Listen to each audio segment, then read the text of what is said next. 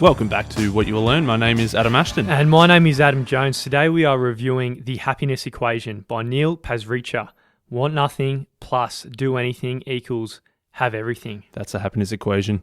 Obviously, we do a lot of business books, a lot of books, strategy-wise, but we need to add a bit of happiness into our lives. Everyone needs happiness. Happiness, man, it's important. I think it's really underrated. Like, having a happy life's a pretty big thing, I think. Unfortunately, pretty elusive as well. It's, I don't think a lot of people are that happy.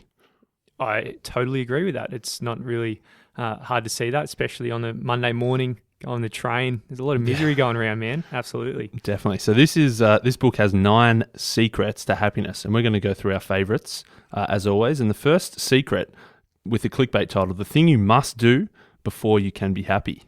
So the way everyone thinks about happiness, this is the steps they go through. They think great work. If they work hard, they'll become a big success, and then they'd be happy. That's it. And if they study hard, then they'll get a great job, and then they'll be happy. So it's this idea that somewhere in the future, if they do X, Y, and Z, under the rainbow, there'll be this pot of gold of happiness. Yeah, that's it. So a few examples, as you said, work hard equals big success equals be happy. So maybe if you work overtime, then you get a promotion, and then you become happy. So we're always thinking, okay, if we work, then we'll achieve, and then we'll be happy. But he's saying that model is completely broken, because what we do instead, we do great work and then we get big success. And then instead of getting to the third part, which is be happy, we just think, okay, what's the next thing we can aim for? And then we just go back to great work, big success, great work, big success. We actually never let ourselves get to happiness. I remember when I was at university, I was thinking, I'm studying so bloody hard for these exams. It's going to be so good when I finally get this bloody degree. Mate, I don't even remember that other than a few big nights out. I don't remember really. And I'll tell you probably don't remember those either. Exactly. Then straight after that, right, you're on to the next thing. In corporate, it's like, why stop at be director? So you might start as a graduate. Oh, it'd be great to be to, the next level. And then finally get to the director, and then all of a sudden you want to be the VP. So it's a never-ending treadmill. Yeah, always. So we're always looking. And so what Neil says, instead of going, great work leads to big success, leads to be happy, he says, put the happiness first. So the new equation, the new system would be happy, which leads to great work, which leads to big success. So if you're happy first, your work's going to be better. And when your work's better, then you achieve bigger success. Yes, and paradoxically, you actually are better when you're happy. So happy people, there was a Harvard Business Review report that showed that happy people are 31% more productive, have 37% higher salaries, and are 3 times as more creative than all the unhappy losers.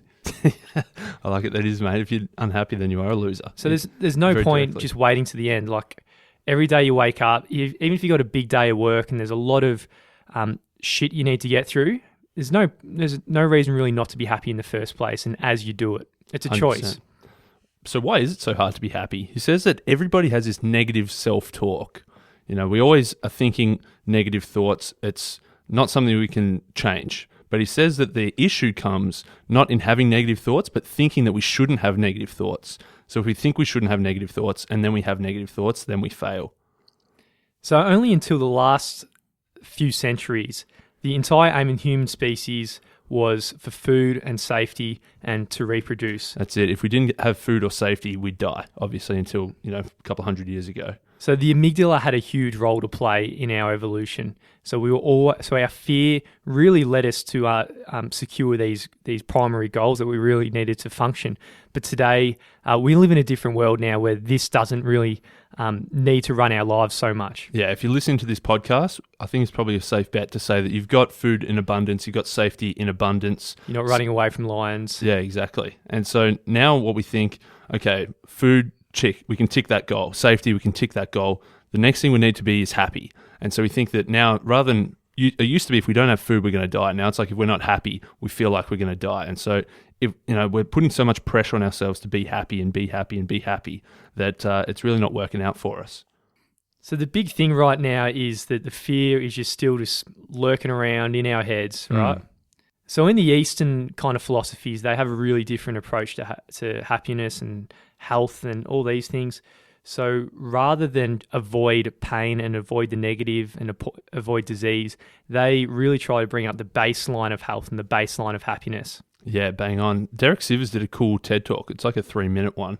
And he says that there's some villages in China where they pay their doctor every month when they're healthy, because obviously the doctor's job is to make you healthy. So when you're healthy, you pay the doctor. When you're sick, the doctor's failed. It's their job to make you healthy, so you don't pay them. The doctor makes you better. So rather than in the West, where when we're sick, we go to the doctor to find the problems, that's when we pay them. So it's a completely different look. And what it means is that we're constantly looking for problems and looking for ways to fix problems. Rather than thinking, what do we actually have and what can we be happy about? We're looking to see what's wrong. And that's why, obviously, we're not so happy, because we're always looking for problems. If you search for problems, you're going to find problems, aren't you? Yeah. That's how it works. So there's a quote by Big Charles Swindoll, who's a Texan preacher, we're all very fond of, aren't we? But he calls it attitudes. And he says that I'm convinced that life is 10% what happens and it's 90% how I react. Exactly. If you dial down all our circumstances, that's really only 10% of our lives. The other 90% is how we react. And that's what we've got control over. We can't control the 10% of the circumstances, but we can control 90%, which is our reactions to those circumstances. So if I had an understanding of some of the things about your life, your marital status, your wealth, where you live and so forth, you could only really predict only 10% of how happy they are. The real 90% is really on their attitude and actually how you perceive things. Bang on. Yeah, bang on. And it's going to make a lot more sense a bit later in our review as well, especially for us in Western countries. So if you're walking down the street and someone yells out, you're a cunt, or something along those lines, some people, it will ruin their day, it'll ruin their week. Everything, the world's ending. Whereas some people could just walk on all day and they wouldn't even remember it as they go to sleep that night. That's it. Two very different reactions. Same circumstance, two different reactions. And you want to be the one who doesn't have the bad reaction and just hang on to shit all the time. That one wasn't in our script, mate, but good example. So now that we've talked about how most people aren't happy and how hard it is to be happy, Neil gives us a couple of simple ways, a few simple things that we can do to be more happy. And so he's given us 7 things here. One of my favorites is what he calls 3 walks. So researchers at Pennsylvania State University did this report, and they found that people who are more physically active are more excited, they're more enthusiastic, and overall they're happier. And their key finding was that 3 half-an-hour walks a week drastically improved your happiness. So if you're not doing much exercise and you simply add in 3 half-an-hour walks each week, you're going to be a lot happier.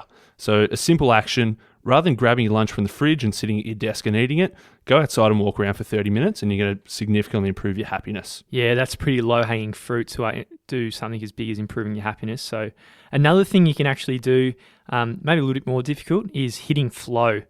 And this is some of the research done, and it's come up a lot for us by Mihail Chick Set Me High or something like that. That's pretty close. Chick Set Me High, who it's all about getting in the zone. So you want to be doing tasks and work that push you quite a bit, but not too hard. So it's just that Goldilocks kind of tasks that are challenging, but not too hard. And then you get really pushed, and then because of that, there's special chemicals that go through your brain and so forth. So you don't want to be doing easy jobs, basically. Do shit that's challenging. Another idea, he says, is random acts of kindness. And I think it's an arbitrary number, but he says if you can do 5 random acts of kindness each week, it's going to dramatically improve your happiness. So a few simple ones could be if you go buy a coffee and then you give them an extra $5 and say, hey, can I pay for the person 2 people behind me? He says not directly behind you, but say 2 behind you, so it's more random. You can mow your neighbor's lawn. You can write a thank you note to the doorman of your building or the receptionist. Just simple things like that take 30 seconds of your time, and just it makes them feel good and it makes you feel really good as well. Really like that one. Another one, he says 2-minute meditations, but you could probably extend this to meditation in general. And what meditation does, it really develops the part of the brain that is associated with self-awareness and compassion. So better known as like the prefrontal cortex.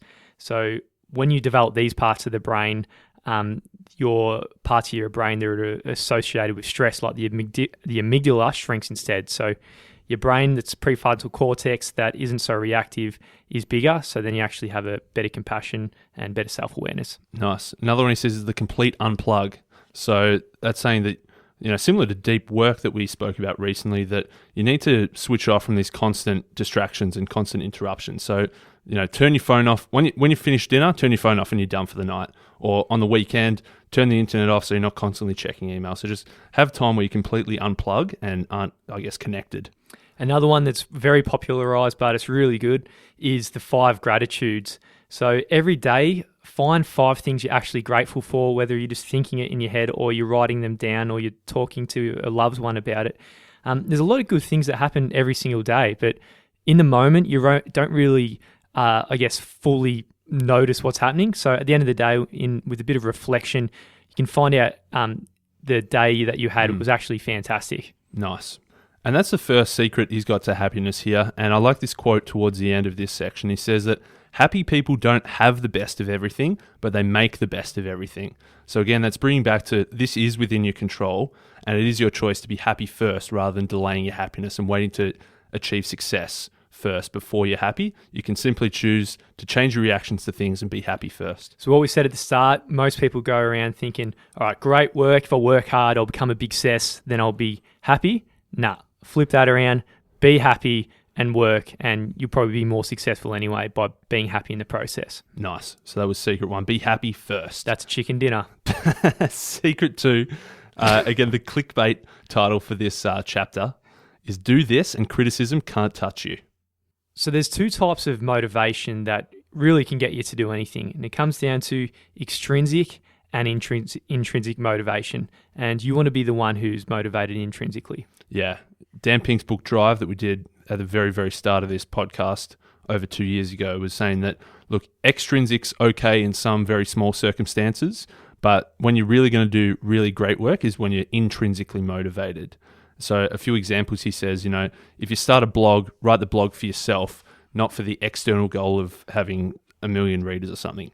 Or if you write a book that you want to write, not a book just to hit the New York Times bestseller list. So having these internal goals rather than these external goals, then you're going to be less affected by criticism. He's got a really cool story about this dude here who had this really big problem that every day these kids would stroll past and start hurling abuse at this old poor man.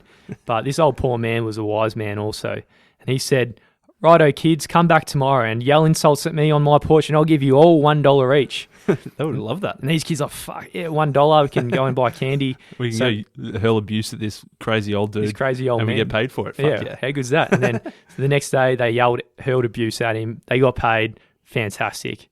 And then one day he actually says to them, righto boys, the going rate's down to 25 cents per day, but keep doing it. So all of a sudden... They came back the next day, mate.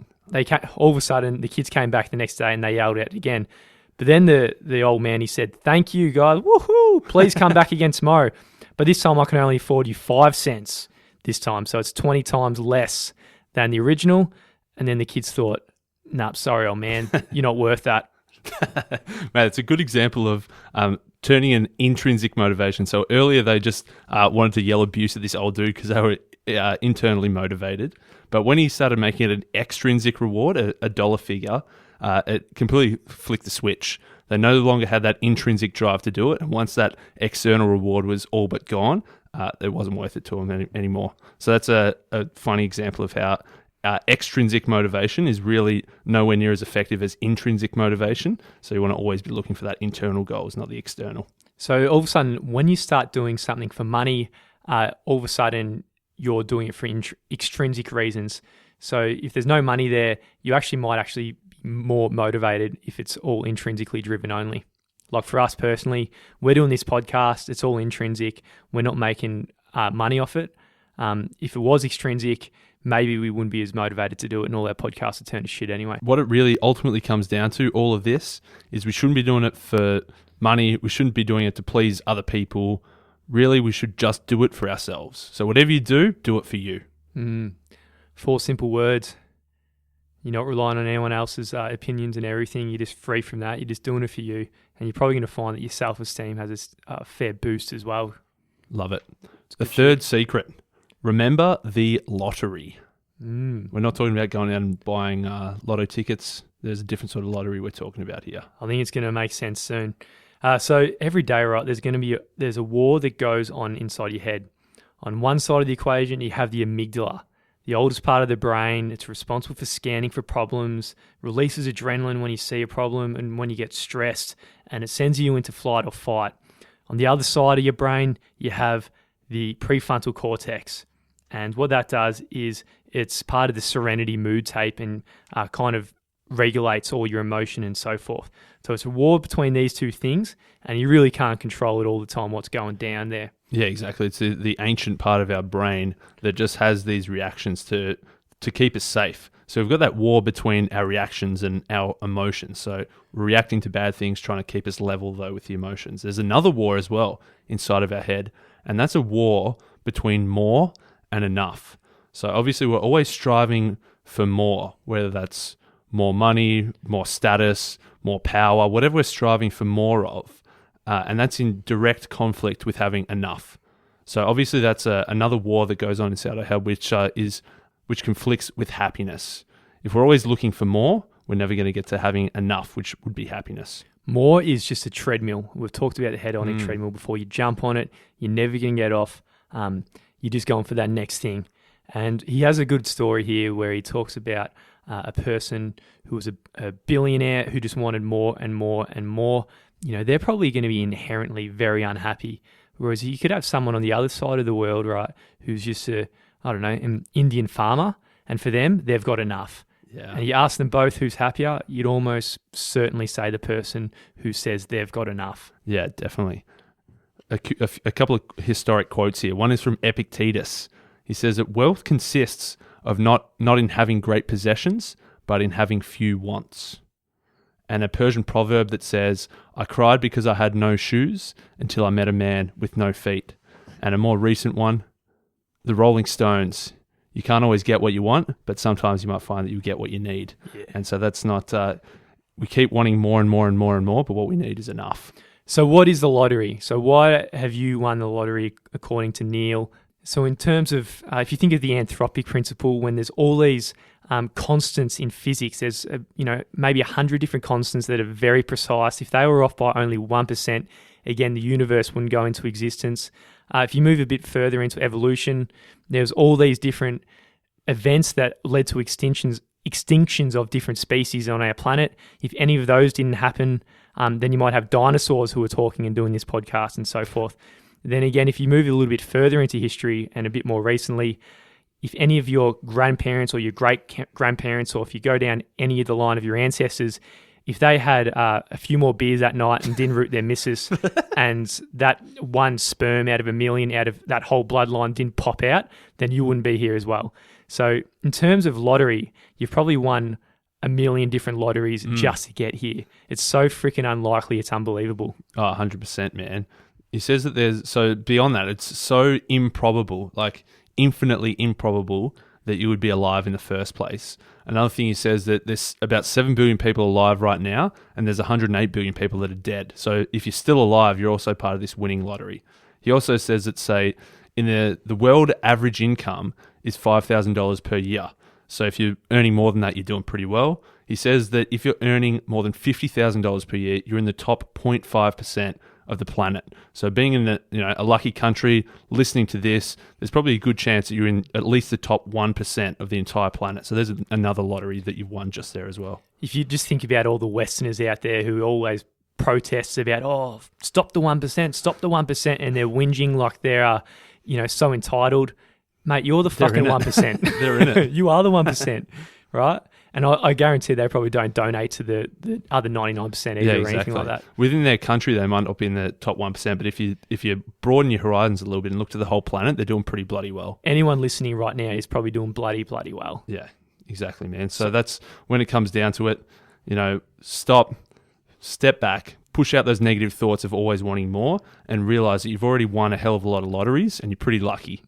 So whenever anything bad happens to you, he says, just remember these 3 words and it'll get you out of a dark place. The next secret, he says, never retire. Bit of a counterintuitive thing because, everyone expects to retire someday. We're slogging through work and we'll get to that pot of gold at the end where we've got all our money saved up and we can stop working for the rest of our lives and just enjoy retirement. But he says that's a pretty bad outlook on life. So retirement is a concept that us Westerners came up with. And if we look at what the world might be without retirement, we can actually look at this tribe or this culture called the Okinawa, who actually live an average of 7 years longer than all Americans and have the longest disability-free life expectancy on Earth, which is pretty bloody good. Where is Okinawa from? Is it Japan, I think? It's Japan. Yeah. So the ancient Chinese legends call these people the land of the immortals and so forth. So they're absolutely legendary. They're around forever. It's not rare to live past 100 for these blokes and girls. You know what the difference is? Or one key difference. If you ask someone from Okinawa, how do I say retirement in Japanese? There actually is no word for retirement. They never, retirement means to stop working altogether. There's no such thing in Okinawa. Instead, they have this thing called ikigai. And what ikigai is just essentially it's a reason for living. It's a reason for waking up in the morning and going out into the world and doing what you got to do. That's your ikigai. There is a 102-year-old karate master whose ikigai is to carry forth this martial art. There's a 100-year-old fisherman whose ikigai is to feed his family.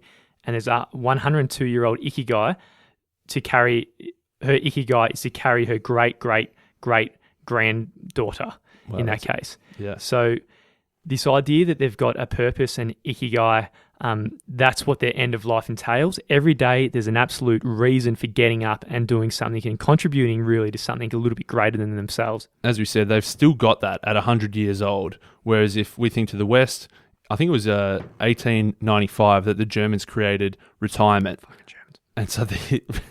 And so the goal here is for us to stop working altogether. And then what do we do for the rest of that? We don't know. Whereas the Japanese are constantly working in the sense that they've got this ikigai that they've got a direction in life. They've always got a reason to wake up in the morning. They've always got a reason to go out into the world and do something that day. Mm. There's a little bit of conspiracy here, which we always love. And he says how, the idea of retirement started in Germany at the age of 67 when the average lifespan was 67. So it's unlikely that you're going to retire for long anyway. But the way it was brought into the West, the concept was really glamorized by all the marketing companies who try to make every older adult feel like they have a right to it. So the insurance companies deeply involved in the pension business got into the act of mass advertisement of retirement preparation classes that encourage people to, when they hang up the boots, they sit there with their feet up and then they sip on cocktails and their whole life purpose is done and they're really useless to the rest of society. Correct, mate. It's only this idea of retirement's only 120, 130 years old. And it's really just like, what do we do at the end of this? We go on, as you say, go on a cruise or sit by the beach, and it's horrible, man. He says it's actually pretty bad for you in terms of your lifespan. Like, it's not having any purpose in life is really a big detriment to your health, in that you get pretty sick of that pretty quickly. Even though we, for 40 years we've been building up to this idea that we're going to have, we've saved up all this money and it's just going to be a nice, relaxing 40 years of the rest of our life. But really, it's a real drainer to not have anything to do every day. Mate, it's so sad, right, to think that they've lived their whole life, they've gathered all these skills and wisdom, and then our whole culture just looks at these people and the expectation is they're useless. They hit that age, hang up the boots, and you're cooked, you're done, you're not adding anything more, when they're probably at a time in their lives when they should be giving a lot back to the world. Exactly. And the alternative approach, the solution to this, is that idea of the ikigai and just having a reason to do something every day, even if it's not work. What can you do as well that is, provides direction and provides something to do, provides something to be productive in? I think he's got really incredible advice here. So a common thing for us all over in the US, you got your 401ks. For here, we save in our superannuation, planning for retirement.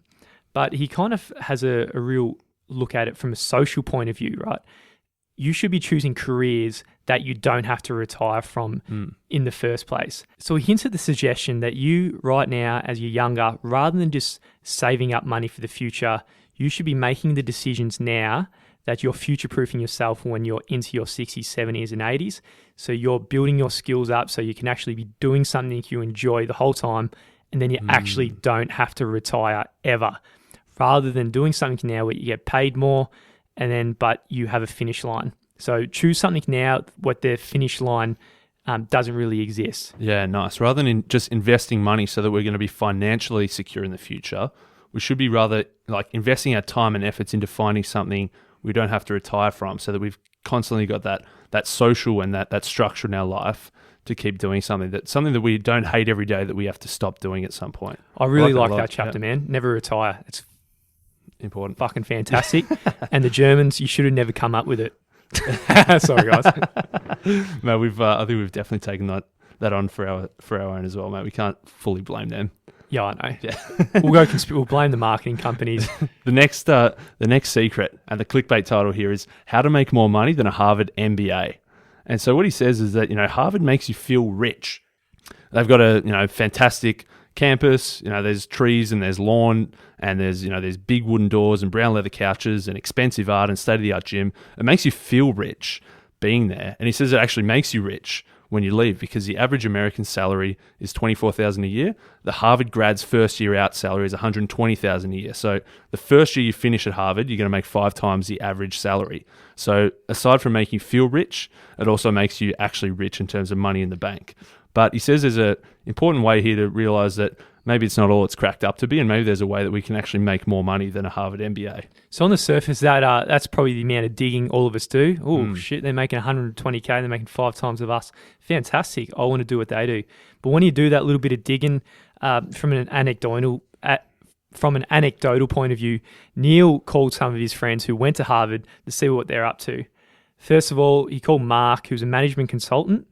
He flies out early Monday, flies home late Thursday night, visiting the client. Friday, working on write up everything. Basically, he's working 85 hours a week. Chris, another one, he's a principal at a massive private school, works 7 a.m. till 9 p.m, plus a few hours on the weekend. Again, working in the 80 to 90 hour range. And Sonia, another one, working for a Silicon Valley tech giant. Again, 80 hours a week. Massive. It's just a lot of time, man. When if you think about it, so they're all thinking that they're making $120,000 per year. And if you think of it that way, it makes sense. Yeah, okay, for every year I'm making $120,000. But the maths there is a bit off, because we're not just sort of like working the same amount of 1 year. That 1 year is very different for everybody. So if you're thinking, okay, I'm a Harvard MBA, I'm making $120,000 per year. Let's say you get your 2 weeks vacation as the average in the US. So you're working 85 hours a week. For 50 weeks of the year, you're working 4,250 hours per year. If you divide $120,000, you're really making about $28 per hour. Now, he gives an example of, say, a retail assistant manager. They're making $70,000 per year, but they're only working 50 hours per week. So they're making about $28 per hour. If you look at a teacher, they're making $45,000 per year, but they get 12 weeks of holiday per year. They work, say, 40 hours per week, and when you do the maths, they make about $28 per hour. Mate, absolutely. Everyone's got to look at the hourly rate. In Australia, I know some people who, studied law, a really reputable kind of career path, and they're probably in the 3rd or 4th year. They might be on 80 grand a year, but mate, they're probably doing 80 plus hours, and they're probably on less than minimum wage when you actually break it down. So this is actually what we should be looking at, because it's the time we're generating and giving, not this abstract kind of yearly wage salary kind of idea. So he says that if we look at it rather than per year, instead if we look at it per hour, there's 2 ways you can make more than a Harvard MBA. One is to make more money, and one is to work less hours. So if you're working less hours, if you think about the dude or the lady who's working 80, 85 hours per week, pretty much their whole life is sleep and work. Whereas if you're doing a career where you're working 35 to 40 hours a week, you've got sleep, you've got work, and then you've got this third bucket of time that you can do whatever you want to do. And so if work is everything in your life and you don't have that third bucket, which you can choose to do other things you enjoy, perhaps that's not the best career for you. Mate, this is absolutely on the fly, but looking at this equation in terms of how much you earn as dollars per hour, if you want a 10% pay rise and you work 50 hours a week, rather than up the dollar part, take 10% off there, work 45 hours a week, and there's your your 10% pay rise. You can do that now. That could be, rather than, if you are in the point where you want to negotiate a pay rise, rather than saying, can I get a 10 grand pay rise? Maybe it's a 9-day fortnight where you get that extra 1 day a week. So rather than going 10% more dollars, you get 10% less time. That's still a pay rise if you're looking at it per hour, and you got a free day to do something else. Love it. Or if you've taken 0 sickies per year, if you take 10 sickies, that's 2 weeks. It's another pay rise. I don't take sickies at all, mate. If my boss is listening, yeah, no, never a fakeie, mate. They're always real. You've whipped out a few, haven't you? Nah, always. You've whipped out a few serious ones. I've seen you. I like it, but that's another secret to happiness. Is he says overvalue you. So don't undervalue your time by just thinking, I'm making so much money, but you're not using any time. he says that a different way to look at it is to look at how much free time do I have to do what I want to do, and use work to support what you want to do rather than just constantly working all day, every day. Yeah, I really like that one as well. So the final secret we really enjoyed is how to turn your biggest fear into your biggest success. Yeah, I like it. I don't know why he went a lot of clickbaity titles, but I suppose they draw you in. Mate, I like how he says, most people think that there's a do line, as in a D-O line, and that do line goes, firstly, you believe that you can do it. Next, you think that you want to do it. And then finally, you do it. So that's the line. So he thinks that in order to do something, you have to first believe that you can. Second, you have to have the inspiration to want to do it. And then finally, you eventually do it. Now, he says that that's actually a crock of shit, and instead it's a do circle. And it circles around do first, and then it goes to you believe you can do, and then you want to do it, and then you do it, and then you can do it, and then you want to do it. So it's a circle. Whereas if you actually start at the do, by doing it first, you actually then get the belief that you can do it. With that belief, then you want to do it, and then you do it more. So rather than just thinking belief first and then inspiration, then do it first. It's a little bit like the fixed mindset. So people with a fixed mindset think that to be able actually to have any ability at something, you need the first thing, can do, to actually start that process of want to do, then you do it, and then you're in the circle. But what they're saying here is just do it first. So say with the example of public speaking, if you suck and you're scared, just do it first. Then you all of a sudden want to do it. Then all of a sudden you can do it. And then you start again. Then you do it, and then you can. And then you're all of a sudden on the cycle. But again, it's just like just jumping up first. It is going to be a little bit risky. You are going to fail a little bit at first. But once you're in that process, all of a sudden you're going to be getting good at stuff. And this is really the way to acquire skills and get good at anything. Definitely. It's like the old cliche, fake it till you make it, or like the Nike slogan, just do it. He says that most people think you need motivation first in order to start doing something. But in reality, if you start doing something first, that leads to the motivation to want to keep doing it. So we're all looking at this the wrong way. And rather than thinking, do I have the belief, do I have the motivation before I do it? Just fucking do it first. Yeah, just do it. Everyone, it is different, but we all probably at every stage in our lives have an it about something that you kind of want to do. You know you should be doing it, but it's scary or something.